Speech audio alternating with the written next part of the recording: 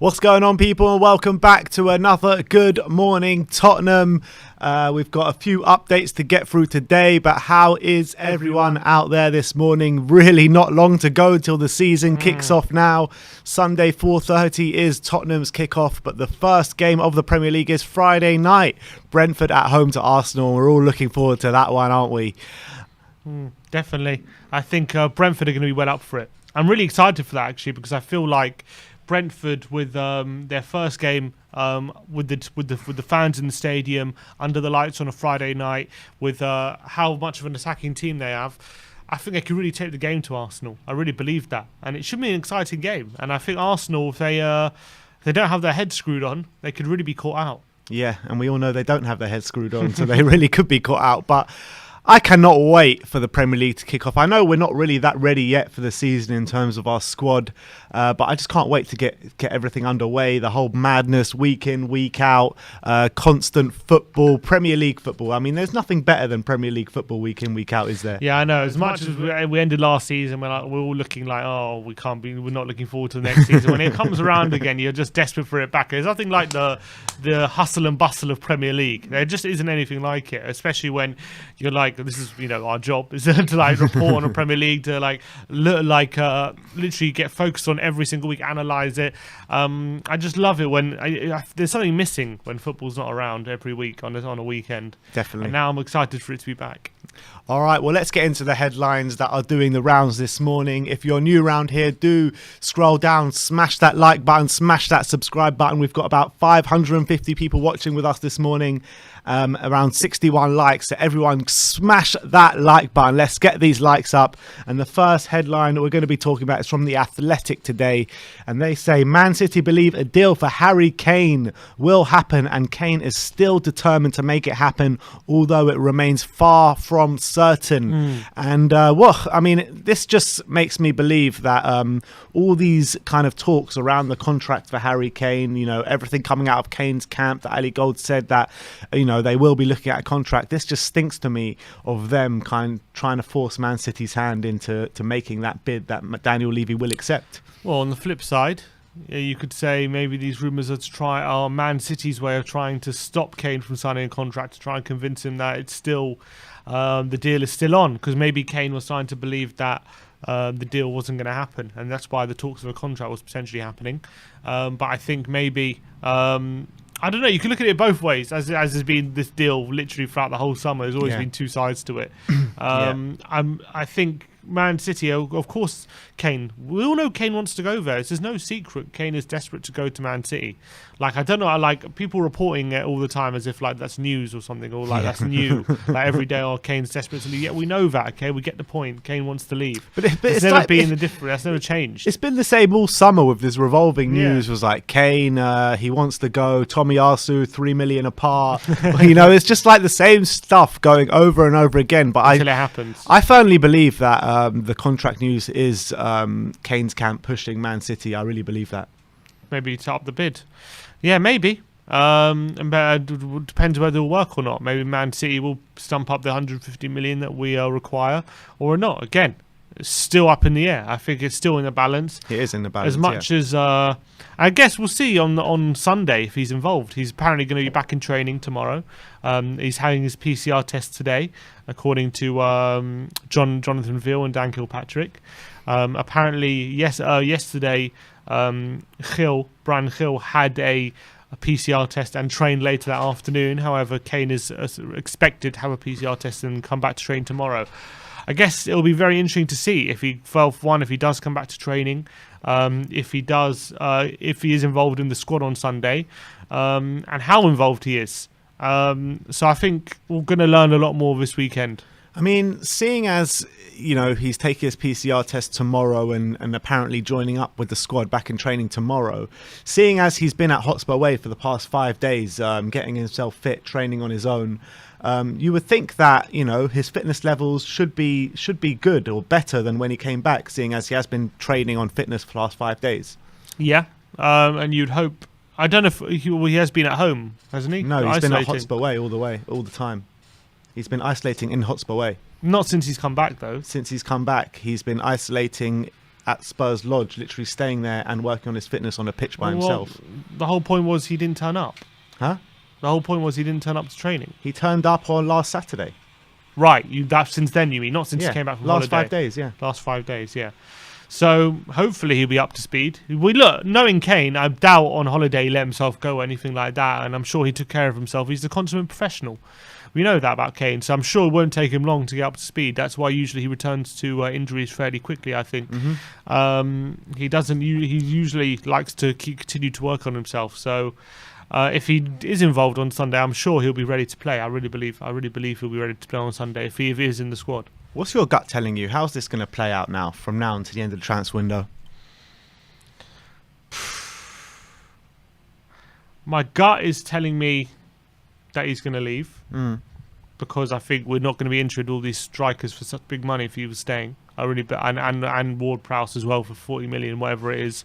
So my gut is telling me we're planning for him to leave, but I do still think, as you know, in football, as much as you can plan and all that and plan for the future and everything, things just happen where it's out of your control, and he might end up staying, and we can build the team around him again. So it's still possible he's going to stay, but I do at the moment I think it's still a fairly good chance he's going to leave, and I think we're planning for him to leave. And I do think, for me, I have a feeling there is a middle. As much as we're holding a hard line, I believe there is a middle ground between 130 and 150, which could be met. I think.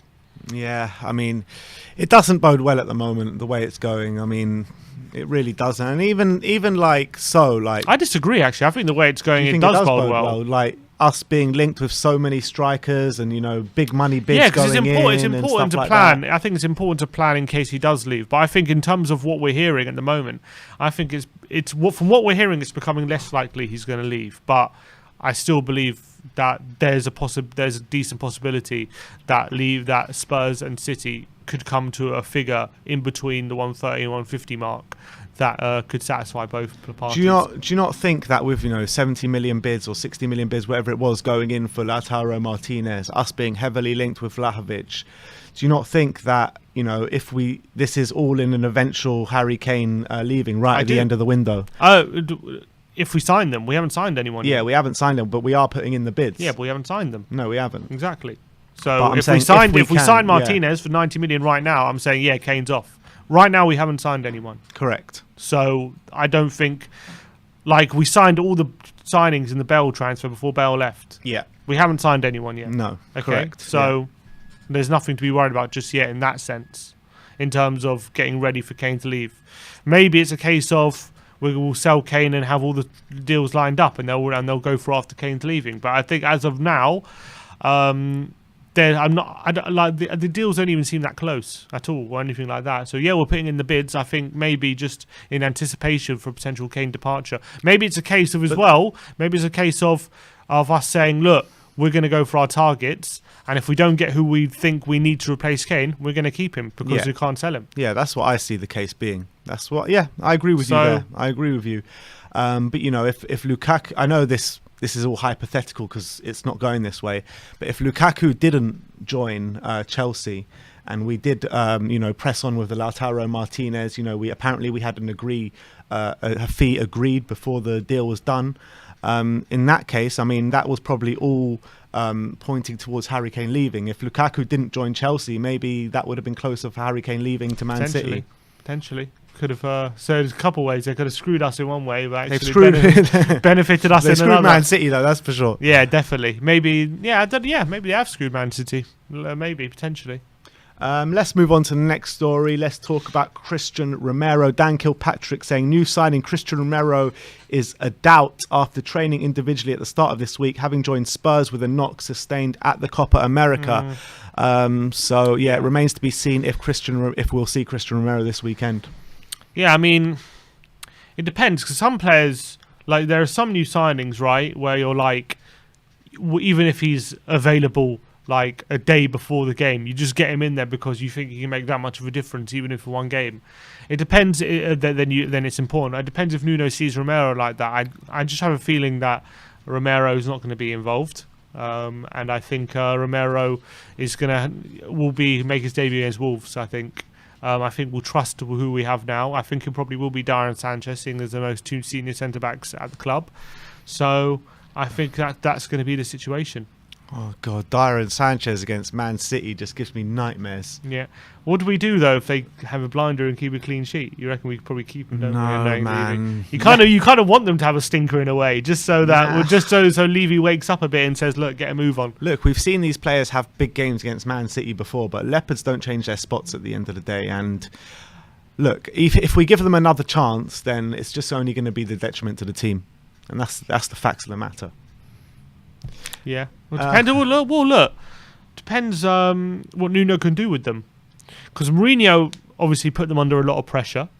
We know under Pochettino that, especially in the latter days of Poch, they weren't great, but before that they did a good job. Especially Dyer in a back three in our last season at White Hart Lane, he was more than okay. He was good. He had a good partnership with Toby and with Jan Vertonghen. Davinson Sanchez, when he first came anyway, was pretty good, but then he obviously declined. He's been declining for a couple of years now.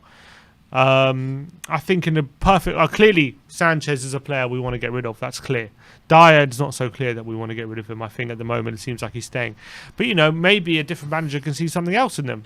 Mourinho pretty much relied on them to not make any mistakes throughout the 90 minutes. And there are some defenders you can bring in who you can expect that of, and and you can base your defence around that. Clearly, Sanchez and Dyer, you can't base your defence relying on them not to make mistakes. I think that's clear. But maybe we don't always need them to be mistake-free all the time when we're playing a different style of football, where we're playing more aggressive. City, we might need them to be that though. Yeah, I'm just saying in general, though. I'm talking about in general. Maybe when we're playing more attacking, more aggressive style of football, like under Poch, where, maybe if a defender made a mistake and we conceded, it wouldn't be make it 1-0, would make it 4-1. You know what I mean? I'd much rather give one of them, trust one of them alongside a Romero. I'm much more inclined to go that way, but seeing as we have Romero, the other option is not going to be too much of a issue. But if we are going to play them two together on a consistent basis, then I'll be very, very worried. But I think that alongside a Romero, definitely I think one of them can up their game and stuff like that. But when they're together, that's when I really worry. Definitely, I have to agree with that. In your opinion, if let's say Romero Friday comes into training, he's past fit, he's 100% on Friday, but he hasn't been training with the team. Do you put him in for Sunday? Yeah, I would. Yeah, I would. You put him in straight in? I would put him straight in because, like I said, I really don't want to be trusting a Dyer alongside a Davinson Sanchez. We've been stung too many times when we play them together, and it got to a stage last season when them two were at the back together. We were just like, oh God, what's going to happen now? So what's the latest screw up going to be? Exactly. Do you remember last time we played Man City and Davinson Sanchez just falls flat on his face? Oh my God. You know what I mean? That was Davinson Sanchez, wasn't it? I think. Okay, yeah, I understand what you're saying. What about Saturday? Saturday? If Romero's fit on Saturday, not Friday, because he has an extra day. Saturday, he comes in and then if he's past fit by the medical staff to start the game, I would start him no matter when he's back. Past fit, 80% fit. 80% fit? Yeah. No, you can't play him at 80% fit. It's too much of a risk to cause injury. 90%? No, he has to be 100% fit in my opinion. He has to be 100% because you're coming up against a Man City in your debut in the Premier League. That's a big game, man. And you have to be 100% for that. Obviously, we had Deadly King, who very famously didn't train, and he came in and performed unbelievable on a week-on-week basis. But obviously, it's a bit of a different situation because maybe he knew the defenders who he was playing with, on the training ground before when he was training. But do you think Romero could have an instant impact on the pitch, even though maybe he wouldn't be up to speed totally with the training methods? Do you think from a defensive point of view, because he's so aggressive and the way he plays, he could make an instant impact, in the defence? You'd like to hope so. I mean, look, I know they're different defenders, but when you're looking at the defenders that have come in and reformed teams in the Premier League, you've got Virgil van Dijk. He had Premier League experience with Southampton, so that wasn't too much of a problem. He was very much used to the league. But Ruben Dias, he came in with absolutely no Premier League experience at all and completely reformed that Man City defence. I'm not saying Christian Romero is on the level of Ruben Dias, but I'm hoping that he can do something similar in the Tottenham defence, because we've been crying out for a good defender for so long now. So, I mean, I'm not going to say he's going to come in straight away and revolutionise our defence, but I'm saying he's going to come in and make a difference for sure. I hear what you're saying. I was more talking about if, say, he's past fit for Sunday. Do you think he can make an instant impact on Sunday if he starts?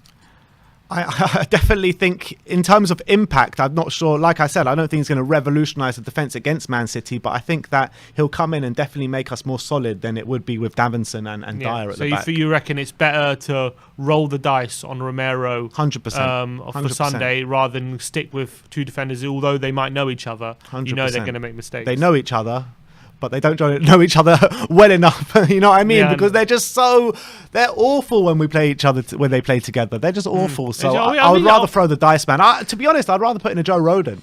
I'd be interested to know what other Spurs fans think. If Romero is only, say, past fit on Friday or Saturday, would they rather he be put straight in, or would they rather go with defenders who've been playing pre-season? I think it's an interesting thing, because I don't think it's a foregone conclusion what people would want. It's not. I mean, we'll get some fans on in a minute. Well, let's just get through the rest of the headlines we've got, and the next one is Alfie Whiteman has joined Swedish club Degerfors. That's great pronunciation. Degerfors. What a team. Which is interesting, because I thought he had a good pre-season. I was very impressed with him when I saw him.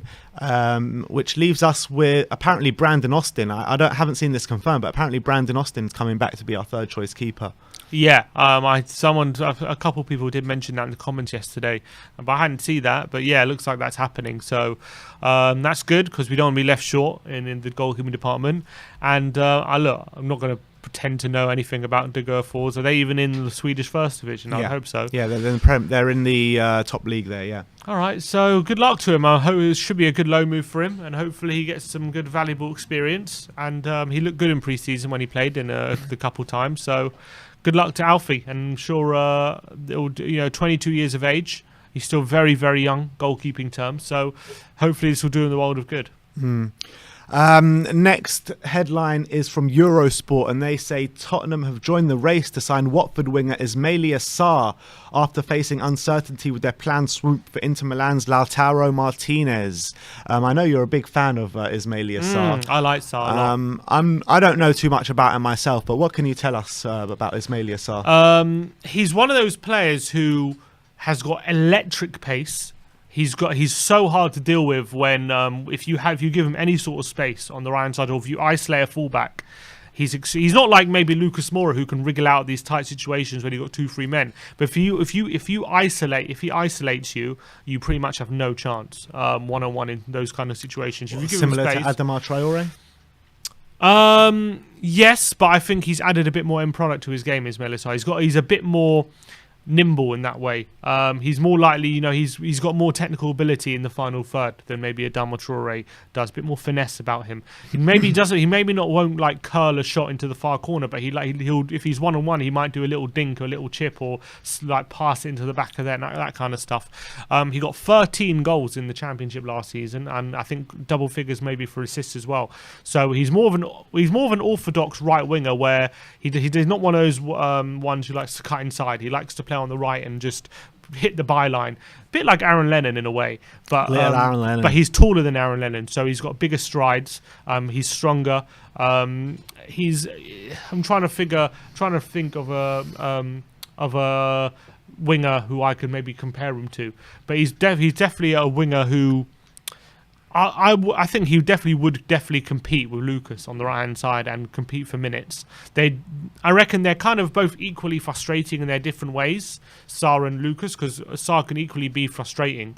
But I think with his age and how he's kind of progressing at the moment, like he seems to be adding more and more end product to his game each year. And he ended the season when Watford got relegated. He ended it quite strongly. He had that amazing performance, if you remember, against Liverpool, where Watford ended Liverpool's unbeaten run. They beat them 3-0. And Sarr was amazing that day. He was unplayable. They couldn't deal with Sarr. And he's one of those players where if you're facing a team who maybe like possession and like to leave space in behind, he can be lethal and really effective. And from a pressing point of view as well, he can really help. So Would I want to spend 50 million on him? Is that how much they're asking? That's what they're asking for. 50 Wow. million euros. Probably not. It's probably better uses of your money. As much as I rate him, I don't know if 50 million is the best use of is Ismaila Sarr's the best use of our money in that sense. I'd rather maybe get a striker. I'd rather put that money towards a Vlahovic or something than Sarr. But I think we could. I think we could do a lot worse than Ismaila Sarr. The report from Eurosport was like saying because of the Lautaro Martinez deal, we're looking at Sarr. But I mean, they're different positions, aren't they? Lautaro's a striker and he's a right winger. Yeah, he's one of those players who's like, when Watford have been struggling for a player to put up front, they like used him there occasionally, but he's not a player. How we use Son, basically. Yeah, but he's not a player you would want to rely on as a striker. Definitely not. He's maybe one player. Come to think of it, maybe if you like, you could reform him because he's got good physical qualities. He's strong. He's really quick, and he's improving his finishing. So he's one of those players who maybe you could redevelop him as a striker. But I think that's not something you want to sign him to in a view to doing. I don't think. A lot of people in the comments saying do a poll. I don't know is that referring to Romero? I think that's referring to Romero. We do, yeah, because the poll worked quite well last time. I'll do the poll. What's the question? Do we put Romero straight in for the Man City game? I guess is how you phrase the question. What's the best way to phrase the question? We're asking them what the question they want to answer. Is Romero the question would be Romero does Romero go in 80% fit, straight in 80% fit? Yeah.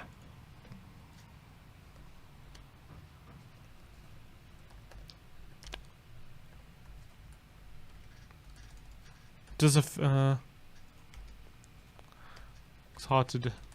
Has anyone got a people just say, does Romero start against City? Okay. Yeah, or would you start Romero against City? Oh, I put that in the poll. I mean, it's going to be 100% yes, I know it. Everyone's going to say yes. Yeah, of course everyone's going to say yes. Or maybe put an option yes only if 100%. No, or yes however fit he is, or something like that. So maybe that's the option. Only if 100%. Yes, no matter what.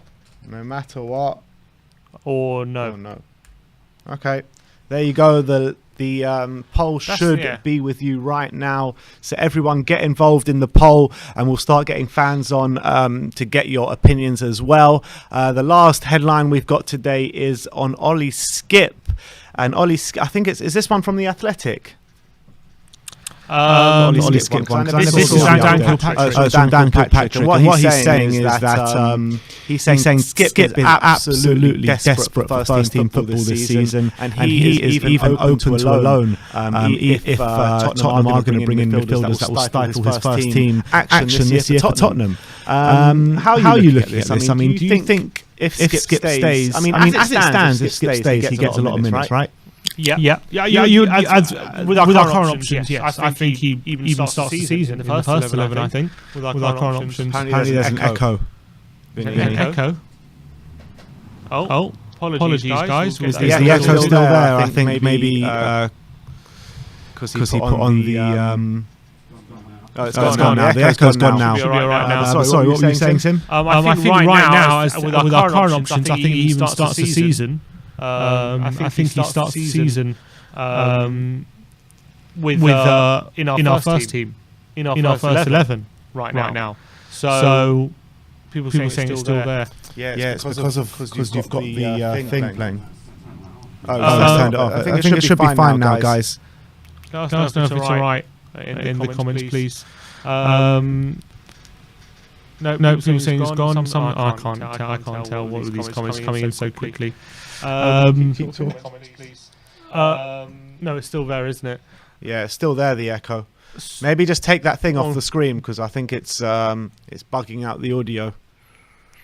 All right. So in terms of Ollie Skipp, one sec.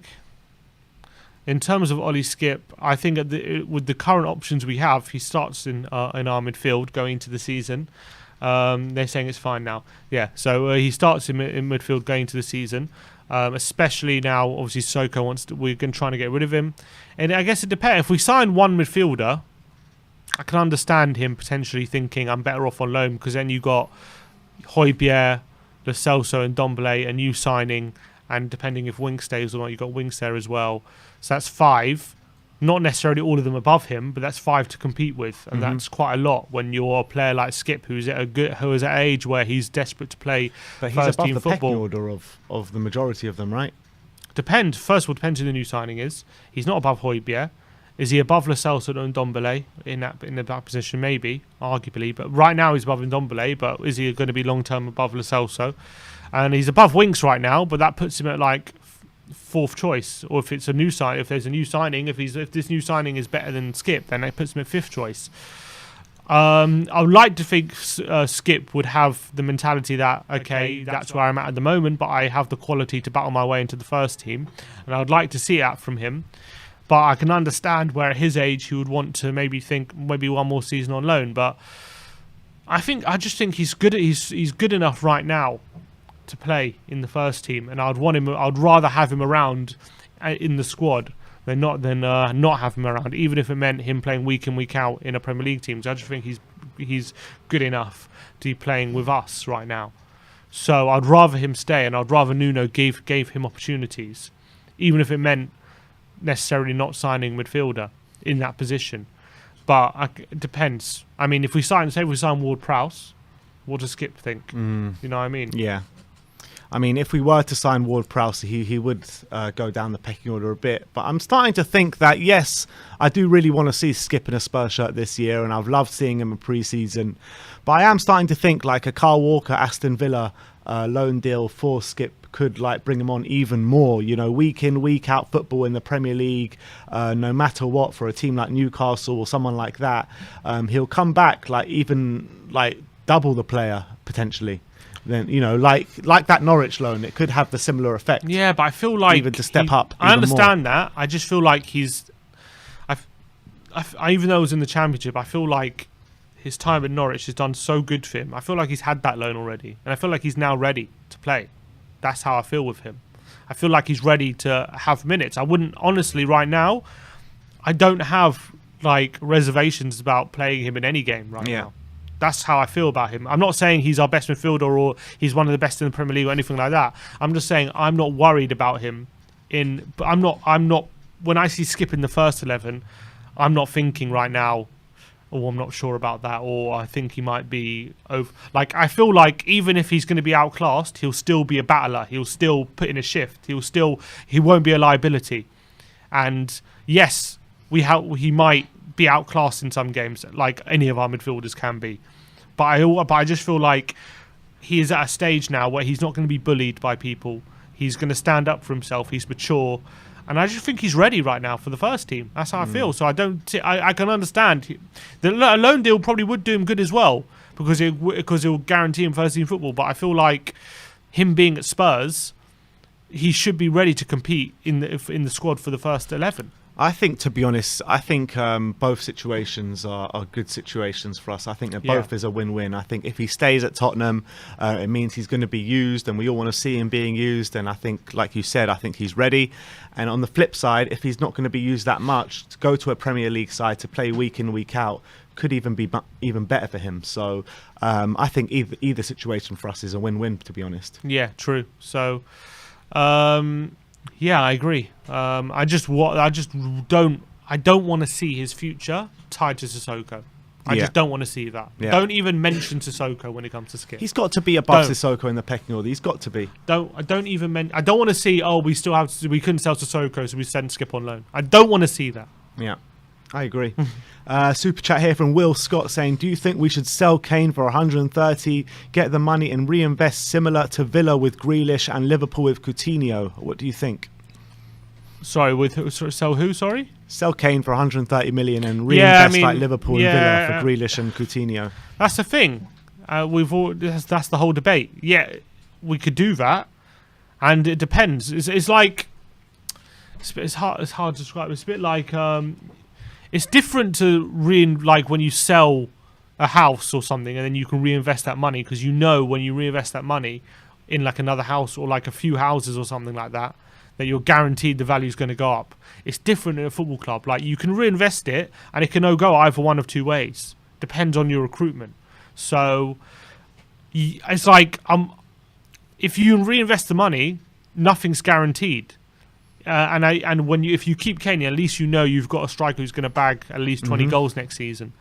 So yes, we could reinvest the money, and we could even improve if we reinvest the money. But there's nothing guaranteed. There's nothing to say, like, oh, if we reinvest the money, it's going to be better for us. It's not necessarily true. Then it's not, but it could be true. So who knows? Yeah, but I don't know. As opposed to now, as opposed to previous, big players that we've sold, like Gareth Bale and all those players, you trust Paratici more than you have done kind of previous sporting directors or Daniel Levy. Well, to be fair, we did trust Baldini when he came. We did. We thought he was going to be. We didn't quite know as much about him from a director of sport point of view as we do Paratici. But we thought Baldini was, a guy who had great football history, and he had contacts in the game, and all this kind of stuff. And he ended up being an absolute shit show. I'm not saying Paratici's going to go that way. I really don't believe that. I really believe Paratici knows what he's doing. But I'm just saying, nothing's guaranteed. Yeah, nothing is guaranteed. Nothing is guaranteed. But you can't keeping a player against his will. You know what I mean? Because if he doesn't go this summer, it's likely he will go next summer. Yeah. So we're still going to have to spend this money and bring in these players either way. Yeah, but we could be in a better situation. If we somehow, I don't know, somehow we get Champions League football next season, then if we get the money, then we're in a much stronger position than having the money now, where we're kind of shopping it in a different market. Yeah. Even if we next season, if we've won a trophy and got into Europa League, we're also in a stronger position than we are now. Right now, we're just in a particularly weak position than we have been previously, and we've done well to get Romero in. Fair play to us. But in terms of where we are in the football food chain, we're lower down than maybe we should be as a club. We are, but I still think we've got a certain pull. There's rumours that Lautaro Martinez would like to join us, and that's against a team that, Italian champions and Champions League football this year. I still think we've got some sort of pull about us, and I think one season in the Conference League is not going to change that. Yeah, but we could have more pull. That's on my point. Yeah, no, for sure. Yeah. So I don't know. Is it worth selling now? Look, it could be worth selling now. I'm not saying it's not. I'm just saying it's like, there's nothing to get excited about when selling Kane, because it's all theoretical. Mm-hmm. It's all like, there's nothing substantial about it. You know what I mean? So like, it's like, oh, we got 150 million, but it's like that 150 million doesn't mean anything unless you use it in the right way. Correct. So like, I can't get excited about selling Kane. Basically, is my point. All right. I think there's one more update, isn't there, on Dennis Cirkin. Okay. Dennis Cirkin has joined Sunderland now, but what's interesting about that deal is that there's a 6 million release buyback clause for Tottenham on Dennis Cirkin. So that's great, isn't it? Because we all were we weren't gutted that he left, because we haven't seen him in the first team, haven't seen what it's about properly, but it kind of put a bad taste in my mouth that he has left so young. Yeah. I would have wanted to stay. There was high talks about him from Jose Mourinho and stuff like that. So I think when you're talking about Dennis Cirkin, you've got to say good on you for going and chasing that first team football at such a young age of 19. But putting that buyback clause, I think, is music to all our ears, because we just don't want another case of a Madueke or someone like that. You know what I mean? Yeah. I think putting the buyback clause is great. It's good news. It's probably the news we all wanted to hear. It means if he does actually start to perform like we expect, or like we hoped he would, means we have the opportunity to re-sign him if we really need to. So 6 million is not a big price as well. It's a pretty modest fee for a player who has high potential. So I think it's best for both worlds. Good luck to him. I hope he smashes out on Sunderland. I hope he has the best time, and I hope he really improves his career and steps it on, because he wasn't getting that as much game time as he probably would have liked at Spurs. But with the 6 million buyback clause, there's always that door is open for return. So hopefully one day he does. Maybe he can replace Ben Davies one day. Where are Sunderland? Are they still in League One, or did they get promoted last season to the Championship? I think aren't they still in League One? Oh, I don't think they got promoted, did they? They didn't get promoted. Well, even League One's still a good move for him. So good luck to you, Dennis Cirkin. Yeah, they're League One. The poll results at the moment are we've got 891 votes, 64% saying only if 100%, 24% saying no matter what, and 12% saying a flat out no.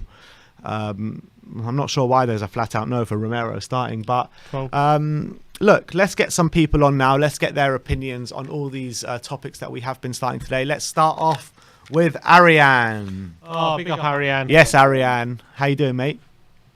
I'm doing quite good. How about you guys? Yeah, all good. Getting ready for the season. Really excited for everything to get underway. But talking about the new season, Ariane, are you comfortable with our squad going into the season as it is right now? I think we still need improvement. Particularly, I think we need one in midfield and another center back. I think those are like key. Like if we end up only getting those, I'll be like, okay, that's like I'll be content.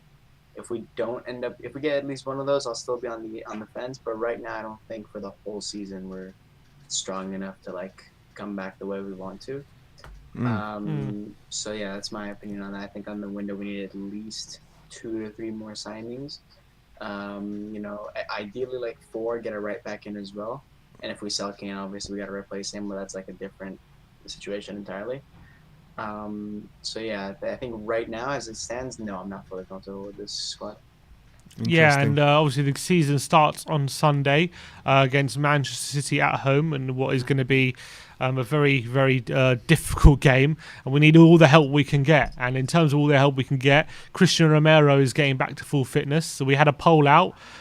Should he start on Sunday? Did you vote in the poll? You guys cut out a lot, but what I heard was that this game against City is on Sunday, and there's a poll about Romero starting, and I did vote in the poll. And what did you vote, Ariane?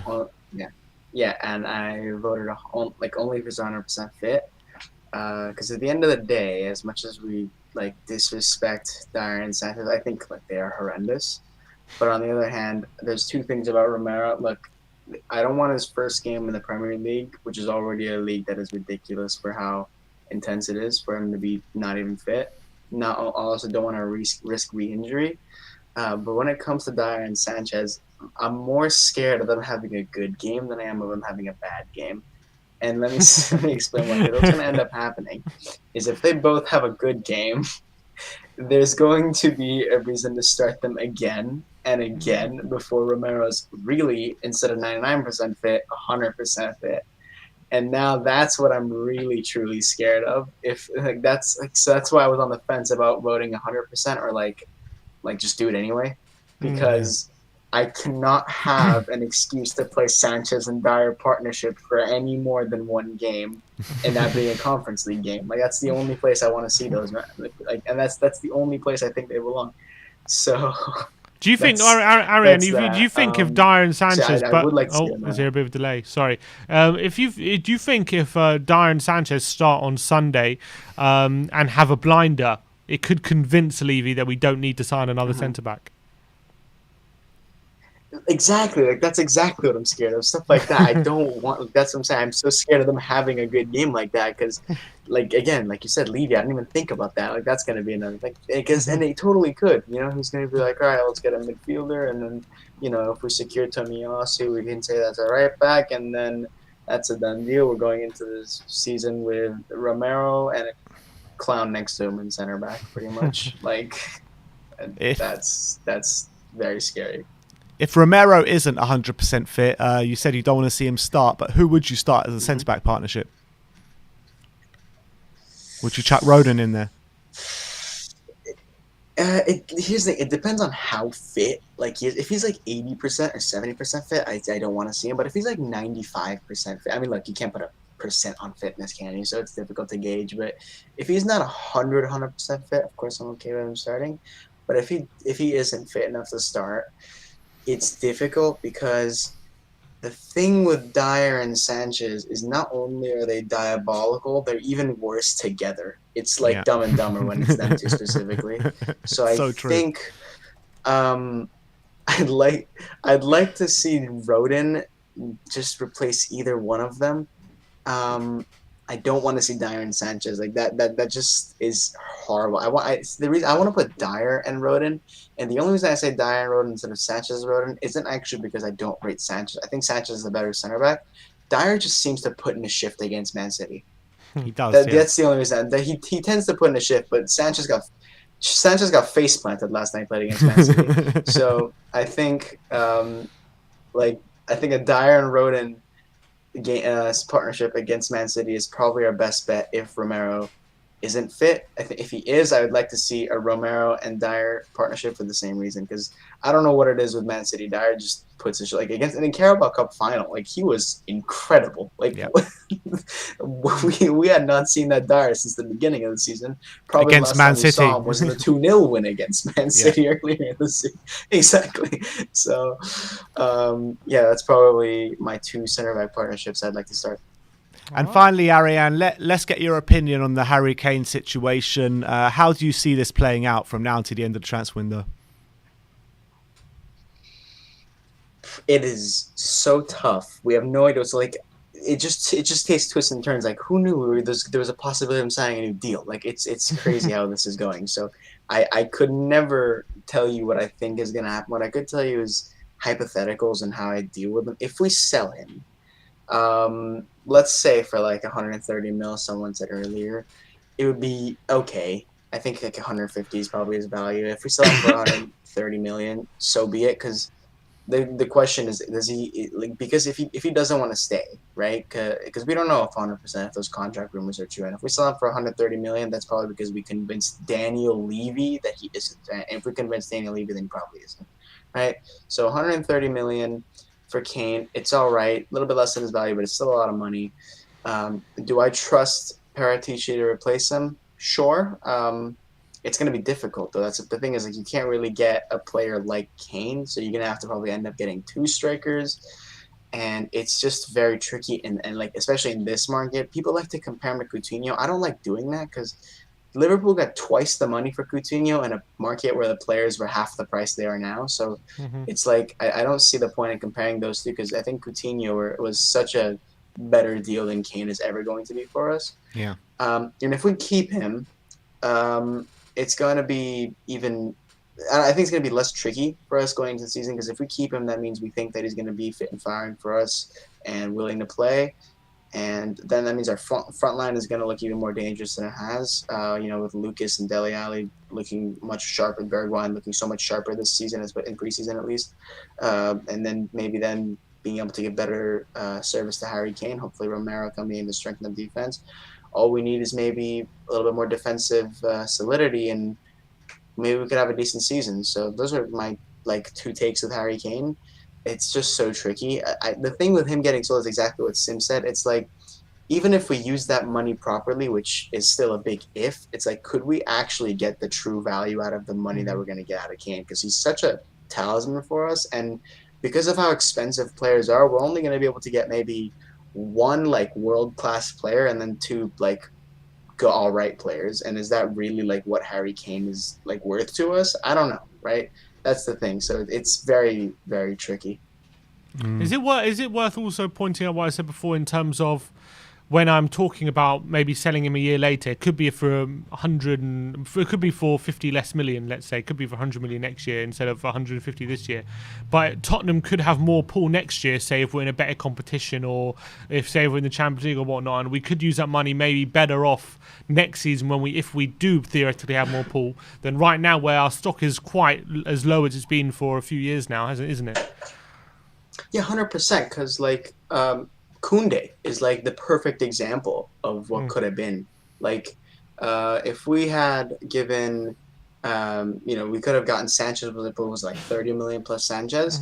That deal would have been over the line if we were just in the Champions League, or maybe even if we were looking like we were gonna go into the Champions League. I don't blame Koundé for not joining us. I'm not gonna hold it against him, because he's been playing Champions League with Sevilla.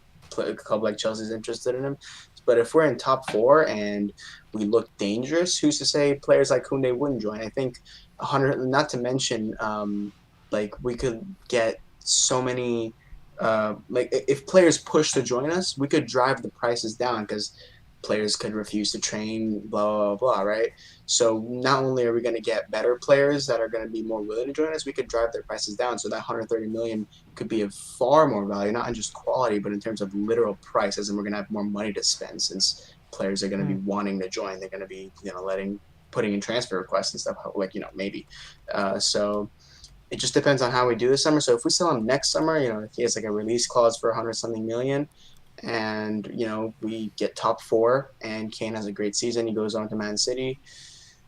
I mean, I don't know. I definitely rather sell him next season, because I think regardless of how we do next season, we're 100%. I just want, we're gonna be in a better position. I'm not gonna sit here and think we're gonna be in the Conference League next season. I don't want to think that. That is the last thing I want to have on my mind. At the very least, I think we're going to be in Europa League, which is a far, far better competition anyway, which is going to just, even that little bit, it's going to be a little better. So, regardless of what happens, next summer, and basically 10 times out of 10 is going to be a better, time to sell Kane than now is. So, of course, I'd rather keep him one more year if I had those two options. All right. All right, thank you for coming on, Ariane, and Nice we'll one. speak to you soon, my friend. Nice one, Ariane. Good to see you, mate. All right, thank you guys Come on, so you much. Spurs. I'll see you guys on Sunday after we hopefully win against Man City. Come on, you Spurs. Go, you on. Spurs. Looking forward to it, Ariane.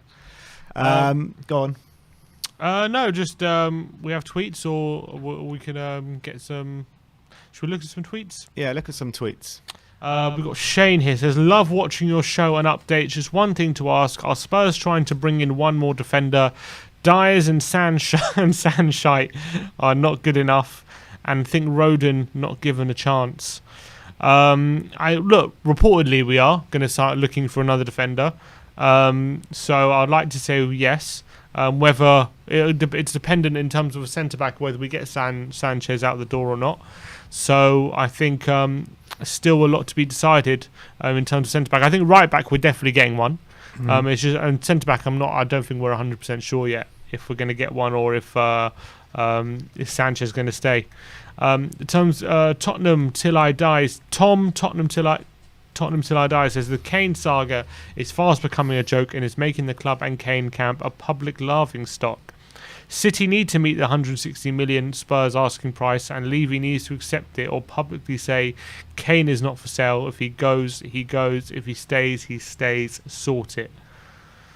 I wouldn't say anyone's coming to laughing stock just yet. I think it's just a very tense situation which people are aware of. So yes, I think all the Spurs fans want it dealt with as soon as possible. I think we all do. But is from a club point of view, is that the best thing in terms of getting it done straight away, and then everyone knowing we have that money throughout the whole summer? So it's a balancing act. Like I keep saying, announcing it early is the worst thing we could do. We have to wait and play the game. You have to get in your targets before the main one is announced. You have to, otherwise you keep getting held to ransom. There's no. I just don't see any logic in announcing him early. Yeah, there's logic in agreeing it early. Yeah, behind the scenes. Yeah, but no one should know about it. Yeah, basically. Spurs the best. I said to myself at the end of last season, I would literally refuse to watch Dyer and Sanchez play again together when I got my season ticket. When I got my ticket for Sunday, I didn't expect to see them playing FFS. I think we made a mistake selling Foyth. We should have kept him and sold Dyer or Sanchez, as I think Foyth has more potential than both of them. And that says Twitch aggro_TV. I said that all along. I said it's a mistake selling Foyth. I always liked him when he was at Spurs. Yes, he was a young player coming through and needed to bulk up and needed to learn the English game a bit more. But I think that he was definitely a player with a ceiling. And I think that, I would have kept him over Dyer or Sanchez for sure, in my opinion. And I think he's showing at Villarreal how good he can actually be. Yeah, he had a great game again yesterday against Chelsea. He really is going great guns. Yeah, he's going great guns at the moment. We've been tagged in a tweet from Last Word on Spurs. Says Tottenham have now reached an agreement with Bologna for the transfer Takahiro Tomiyasu, but it's from Calcio Mercato. So not the most reliable. They went on to say Tomiyasu has also agreed personal terms. However, how the payment is made up to Bologna is currently what is holding up the deal. Yeah, because apparently Bologna want a cash injection right now so they can get some targets, and Tottenham Want to spread over 10 years. Yeah, want to structure it over like however many years it is. 100 years. Yeah. Million a year. No, not a million Yeah, but I year, thought, and apparently 100 grand a year. they were also looking at a loan to an obligation to buy, apparently. We love loans to obligations to buy, don't we? It's Levy's wet dream. He loves them. He always goes a loan obligation to buy. He always opens with that. It's always his opener. Just anything to delay paying. Real Betis and Atalanta have gone for it so far. Anything to delay paying. They went with both. Well, I guess Golini's only an option to buy, but it's still a loan deal. Yeah. No, but Golini turns into an obligation if he plays 20 games. Correct. Yeah. Or is it 20? Yeah. Something Yeah, like 20.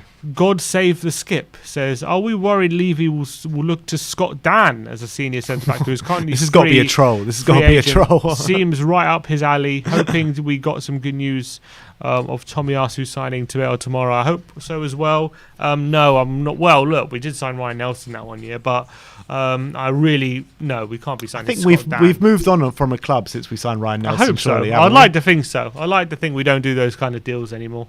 What else is that? Oh, go away. All right, that's it for now. All right, let's get our next guest on, and that is Mark from the Emotion Pod, it looks like. The Emotion Pod. Mark, how you doing, mate? I'm good. How are you guys? Yeah, good, thanks. Tell us more about this Emotion Pod. Oh, so me and my friend Mac, during lockdown, decided to just do a new podcast. It's called Raw Emotion, a Tottenham Pod. Okay. We talk about the when the lineups come out. We have a discussion about the lineup, then we have a chat at half time, and then a bit of a debrief at full time. So it's got the potential to make us look like idiots when we start moaning about the starting lineup and then that player scores or something like that, which is done a few times. So yeah, it's give it a listen, guys. Yeah, I definitely will do, and good luck with it for sure. Question for you: would you start Romero on the weekend if he's less than 100% fit? I probably wouldn't, to be honest with you, because if he has a bad game, I wouldn't want him to be discouraged, and I think it's got the ability to sort of knock confidence. I think we're gonna have to give him time anyway. He's coming to a new league. By the sounds of it, he doesn't speak English. I would, it's our toughest game. Let's face it. We're playing Man City, the champions. Although I think they may be resting one or two that are coming back from the tournaments and stuff. But unless he's 100% fit, I probably wouldn't. As much as I want to see the guy, and I don't want Dyer and Sanchez to see them in a partnership again, I probably would rest him unless he is 100% fit and our manager is confident that he will be able to give 100% out on the pitch. So who did you go with then on Sunday in terms of partnering? Well, obviously we had Sanchez and Dyer on the last friendly. Do you go with them again? Unfortunately, I would have to go with them again. I was on the Irish Hotspurs stream the other night, and I said I would have to go with them too because Rodon's not really played in pre-season, and he put a question to me about Kane starting. If I think he's off anyway, but yes, it's not go there yet. But it's coming, Mark. Don't worry, it's coming. Yeah, exactly. He's not been. I've not seen much of Rodon in pre-season, so I don't think he's played a minute yet. I don't remember him playing at all. No, I don't think he has. He's been on the bench a couple of times. I think he came on. I think against Arsenal he came on. Maybe Rodon. the last 10 minutes. Rodon, like 20 minutes or so. I think so. I think he came on against Arsenal, Rodon. Oh, he did. You're right. He did. I remember singing his name at the stadium. Then maybe I would start with Rodon then. If that is the case, I was actually away in Norfolk and Suffolk. I was watching it on a dodgy stream on my phone, so I didn't see him come on. So if he did, then I probably would start with Rodon then, and probably Sanchez. I think because I don't know, he's got a bit more pace about him than Dyer. They both make horrendous mistakes. It's a toss of a coin really on the two of them. But I think that Sanchez consistently has been a better centre back than Dyer. So I'd probably start with Sanchez, but flick a coin on that one, lads. To be honest with you, I mean, is it not worth saying that the majority of times, the last 2 or 3 times where we played Man City, Eric Dyer has had a stellar performance. Yeah, and I made that point on the stream the other night that he did. He was really good, wasn't he, in the cup final against them? Yeah. He has done well. So yeah, you look, as I say, it's a toss of a coin. I probably would start with Roden if he's fit enough and ready to play, because we've not really seen much of him, really, have we? No, we He's haven't. done really well at the Euros. He looked really brave, throwing himself into challenges, throwing himself in front of the ball to make crucial tackles and blocks. So yeah, I mean, I really want us to sign another centre back. To be honest with you, we really need to sort that defence out. I remember coming on here, after I think it was after Conte or Fonseca, and saying we've got major work to do with this squad. I mean, so far we've signed a substitute keeper who looks good. Don't get me wrong, I'm really pleased with that signing. Who could arguably be the number one going forward. That's good. We've signed a winger who, again, I'm really excited about, but I don't think it was a necessity position. And we've signed a great centre-back, which I'm really pleased with. But we still need so much more. So much more. Yeah, completely agree. And obviously with this Harry Kane cloud hovering over this game, going to the game on Sunday, do you think he's going to be involved if he's made available for selection? What you reckon? What's your prediction? I don't think that... I personally think that he's off. The reason I think that is because history tells us we don't start looking at these type of players like Martinez and everything else that we're going for unless we're selling a big player, as in like we did with Bale. So my fear is always that if we're going for these players, I cannot see us going in for a Martinez and the guy at Florentina and these big money players without him being off.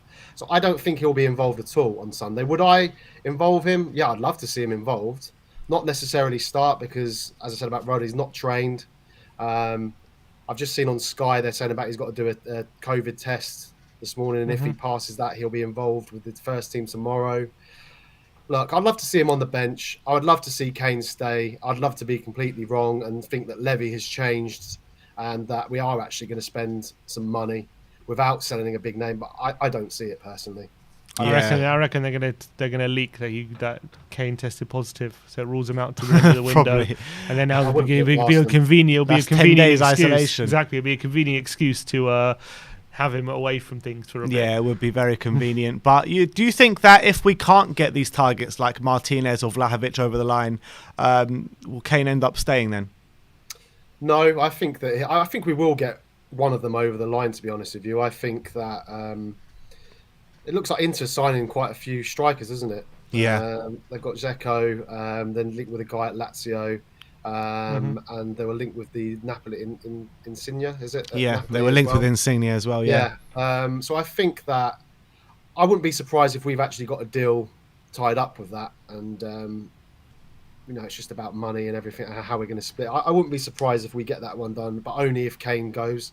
So I think it's just about making sure all the deals are in place before that happens. That's, again, just my opinion. But I don't know what you two think about. I do think that Kane is going to go, personally.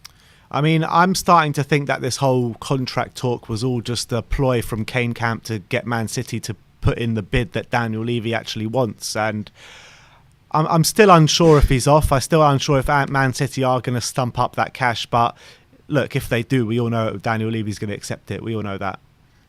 What I don't like is I'm hearing 130, 140 million. I mean, for me, the minimum was 150. I wanted 160, but I think anything less than 150, I think it's an insult, really, for the top goal scorer, the top assist in the Premier League, and you've paid Grealish, who's a fantastic player. You've paid 100 million for him. I think 150 is the minimum we should be looking at. I agree with you. Yeah. Anything less than that, I think it's a joke, to be honest with you. But I completely agree. And apparently Daniel Levy was quoted as saying if players like Ben White are going for 50 million, then that is a clear indication of how much we should be getting for someone like Harry Kane. Yeah, and that's 100% right. 100%. I think there were rumours, I think from the Athletic, saying that Daniel Levy will only start negotiations at 200, and that figure's gone down a lot since then. So, look, we'll have to see how it plays out, won't we, Mark? But right now... I mean, in an ideal world, you'd want, for me, like 110, 120, get Laporte in. But I don't see it happening. I think if we sell him, it will just be straight cash. And look, I don't want Kane to leave, but I'm quite excited about some of the players we're linked with, and the fact that we're looking at young players, and that excites me to think we can build a young, exciting team moving forward. You know, we might not see them do that well next year, but if we give them time, you know, we get these young players in, everyone gets on board with it. It's a brand new team. We need to see that. You know, in an ideal world, I want Kane to stay, but if he don't want to be here, guys, there's no point keeping hold of him for me. I still think he'll try his best because people have said it. He'll want the top goal scorer. He'll want to break records. He will try his best for us. But you don't want someone moping around the training field, and you want everyone on board in the new project. So if we get the right money, and it has to be the right money, then just let him go. All right, Mark. Absolute pleasure having you on as always, mate. Nice and we'll one, speak Mark. to you soon. Cheers, guys. Take care. Cheers, mate. Up the Spurs. Come Have on. a good one. Up Spurs. We got a super chat here from Quado Boateng, and he says, does anyone know how Sanchez played at the Copa? Am I the only one who saw his pings against Arsenal? Why is Roden not given any more of a chance? And why sell Foyth? A lot of questions A lot here. of questions. He actually had a good Copa, Sanchez. Did he? Yeah, he did. And Colombia finished, I believe, third. Right. And he's pretty much started every game. And he was pretty solid. He was pretty solid at the back. And you're not the only one who saw his pings against Arsenal. He was, as I mentioned before, his passing was actually a lot better than usually, especially his long-range passing, which is usually really woeful. Against Arsenal, anyway, it was good. I'm not going to say that, he's now a good passer, but I would say in that one game, I was impressed with his passing range. And in terms of Foyth, yeah, we sold him for a fairly cheap price in the end, 13 million, and he's now proving that he's got a lot of quality, and he's proving himself that at a level where he's playing consistently at a very good level. So when in that consideration, it's disappointing that we let him go for cheap, where we're looking at our squad now, we probably could have used him. But hopefully we don't rest on our laurels in that front, and we make sure we reinvest the money very wisely. Otherwise, we will be looking at that deal and thinking, what the hell are we doing? At least if we recruit properly, get the right replacements in for the squad, we won't have to think about it. Is there anyone else waiting? Do you want to go through some more tweets? Yeah, there's some tweets, I guess. So Mark McConnell says, very simple. If we are in for a 90 million euro striker between now and the end of the window, Kane is history at Spurs. Which I kind of agree. We're not spending 90 million euros on a striker without selling Kane. I can guarantee you that for free. Yeah. So that's 100% true. If I think at this point, if Martinez comes, it has to be to replace Kane, not with. LJW COYS CHFC says, how are you feeling, Tottenham fans, about this deal? This is according to a record in Portugal. It says Tottenham are preparing their first offer for João Palhinha. Spurs believe 20 million could be enough, although Sporting Lisbon want 40 million to open negotiations. I don't know too much about him. I know he's a central midfielder. Just brings me too much PTSD about Paulinho. Yeah, exactly. Don't want no pulls in signings, please. I'm all right for that. I don't want to risk it. Yeah. I'm pretty sure he was name's Paul Scholes in your prime. I'm pretty sure he was in the Euro squad for Portugal. I'm not 100% sure on that, but I think he was. I don't know too much about him. I'm pretty sure he's like a box-to-box midfielder, Paulinho. Kind of like I think I'd rather give Ollie Skipp more minutes and sign this guy, to be fair. As much as I don't know too much about him, maybe he's like 10 times better than Skipp. He might be, but I think I kind of want Ollie Skipp to give him more minutes and trust. Yeah, I completely agree with that. I mean, I don't know much about him, so it's hard to say. Spurs the Best says, what do you guys realistically think of our chances of getting a result out on Sunday? I actually don't think it's that bad, our chances of getting a result. I think that it's a great time to play Man City right now, but I also think it's a great time to play Tottenham right now as well. Yeah, true. So it depends which way you want to look at it. I think that we have raised our game against Man City last time at the Tottenham Hotspur Stadium, last time at Wembley. Yes, I know we didn't end up winning that game, but I thought we played a solid game, especially in defence that day. So I think we do raise our game against Man City. I'm quietly confident that we could get a result this game. Yeah, I don't think we can get a win. I think we can. I think it's unlikely. I would say we'll get a win, but I think a draw is not out of the realms possibility at all. A score draw or something like that. I think the way we play, hopefully, can definitely be Man City's kryptonite. The fact that we're going to be more aggressive. The fact that as well that no Harry Kane forcing Son to play up front, he could play into our hands in a weird way. So as long as maybe if we're playing Doherty, Sanchez, and Dyer, then my optimism might probably go down when I see the lineup. Yeah. But if we're maybe playing Tanganga right back, have that bit more solidity, I think we've got a better chance potentially of getting a result. Yeah, but look, like I said, I think it's a good time to play both of us, to be honest. And I think more with City, to be honest. I don't think there's any other better time to play City than the first few games of the season, especially this season with the Euros. You know, a lot of players coming back late. In the Community Shield, they really didn't look that good. And I think that in the second half against Chelsea and second half against Arsenal, we looked a lot better than City looked in the Community Shield. Got to say that. Josh THFC says, what do you think are the minimum signings we need for it to be a successful window? Minimum? What's successful? 7 out of 10, 8 out of 10? I would say... guess an 8 out of 10 window, yeah. I think the minimum for us to go into this season, we need definitely a right back, a backup striker for Kane, probably a right winger, and... I think a centre-back... I don't think a centre-back is actually a necessity, but I think we need it to get top 4. So it is a necessity? For top 4, yeah. Is he saying top 4? He's saying successful window. To be a successful window. Well, isn't a successful window putting us in the conversation? Yeah, but the thing is, I don't think we can be in conversation for top 4 this year because, like I said, I think it's too much of a transitional season for us. And I think if we bring in so many players, it's going to take time for them to bed in and gel together. So I think that we're going to lose a bit of the early on in the season, lose a bit of ground anyway. So I think top 4 is out of the question for us this year, regardless of signings. I tend to agree because I think everyone has this dream, you just get this player and that player and that player, but it doesn't come together like that all the time. How you do it is you have a settled team and then you make minor tweaks and then that's how you really start challenging. So I think that if we make the required changes this summer, I think it can stand us in good stead for next season. But I think this season is a bit too soon for us for top 4. I think the best we could hope for this season is just see signs of where the team is going. Maybe a cup win or something. That's why I'm saying another centre-back is not actually the biggest necessity. Obviously, I would love one, and I think it will do us the world of good. But I don't think it's in terms of other positions on the pitch. Interesting. Okay. J Money says Lo Celso will drop a masterclass against Man City.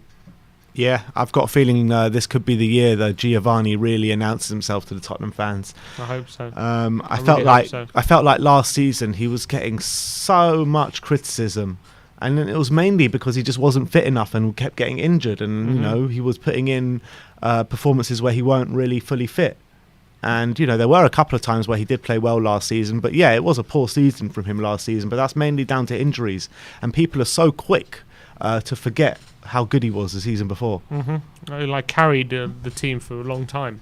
So I think people need to just have a bit of patience with him. I'm so certain about Gio, how good he is. I'm certain of it. Got a super chat here from Scorpion fan for life saying Dumfries to Inter for 12 million. Did we miss the boat? Yes, we did. I mean, that's a massive coup for Inter for that price. Signings. Great replacement for Hakimi. Yeah, and I just don't get why we're not going for that. Should be. Doesn't make sense to me. Me neither. We're desperate for a right back. In my opinion, the right back situation at the club is the most dire one. No pun intended. Yeah, stick Dyer at right back. But I think that is the most the position that we need work in the most surgery needed. Yeah. And the most surge. Yeah. We need a surge for another right back. But look, I don't get why we didn't go for Dumfries. I really don't understand it. I think we're desperate for one. Let's carry on because I think as well because Doherty's our only other one right now, and exactly he's not up to it at all. For me, who's shown the most in pre-season, Doherty or Tanganga? Tanganga, for exactly. For sure, in pre-season. Josh Bonner says, even if we sell Kane and buy Vlahovic or Martinez, are we still missing a creative influence in midfield? Is Dele and Ndombele and Lo Celso enough? I think if in a 4-3-3, if you can get Tanguy and Ndombele to his best, That's all the creativity we need, especially alongside a Lo Celso. I agree. If we can get them both together in tandem, working well in a structured team, then I think it could be. They could be enough. I think there is enough creativity there. It's about unlocking that potential, and I think we just haven't been able to do that just yet. But I do think there is. I'm not sure there is in a 4-2-3-1 though. I'd rather get a new CAM and keep Tungi and Lo Celso a bit further back. That's what I'd prefer, because I'm not that comfortable with either of them in a number 10. Yeah, I think they can both do a job there, but yeah, I think they're best a bit deeper. I think, although Lo Celso did play his best football for Betis in a number 10, which is true, but it was more of a goal scoring than a creative kind of role who played there.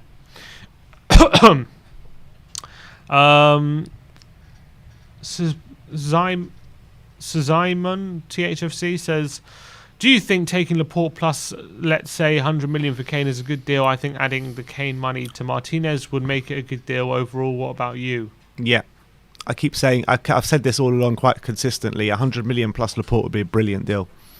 I really think it would. I'll keep repeating my reasons, but it's like, I don't think you can sign a better centre-back than Laporte in the current transfer market. And I think to get 100 million through the door, to sign a replacement for Harry Kane, plus a top centre-back to play alongside Christian Romero, I think it'll be a game changer for us.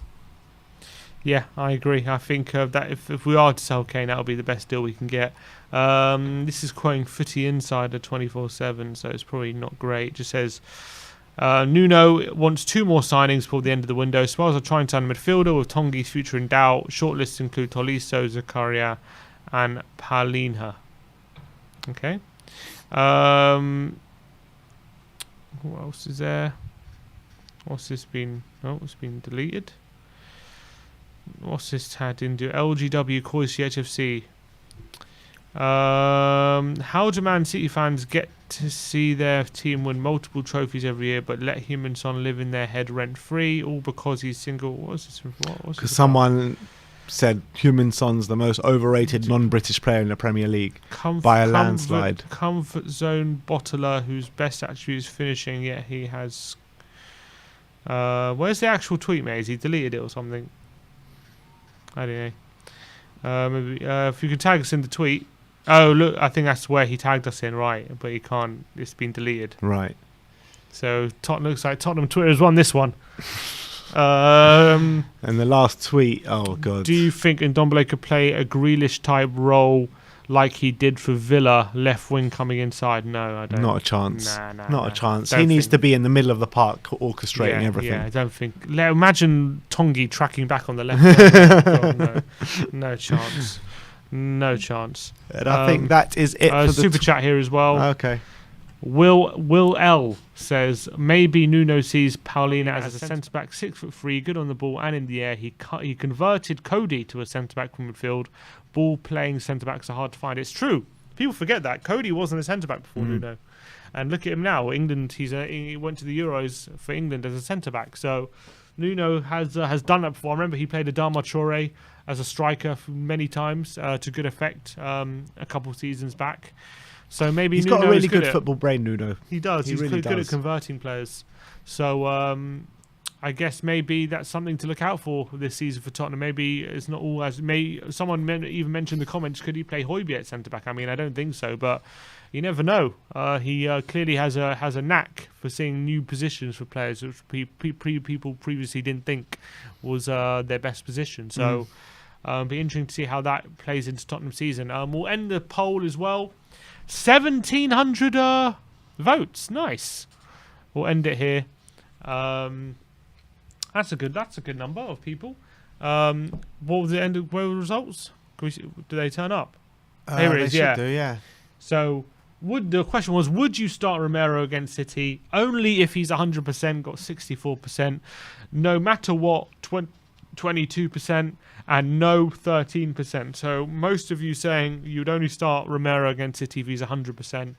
So it'll be interesting to see what happens on Sunday if he's involved from the start, if he's on the bench. It'll be interesting to see. It also is interesting in a way because if he does put him straight in Nuno, like straight into the first 11, it kind of confirms that he has absolutely no faith in anyone in the other centre backs. Yeah. And given that he's a new manager and he's kind of just assessing things on the training pitch and hasn't kind of managed these players for long, that'd be quite telling, I would say, if he literally doesn't have any faith in these other centre back options.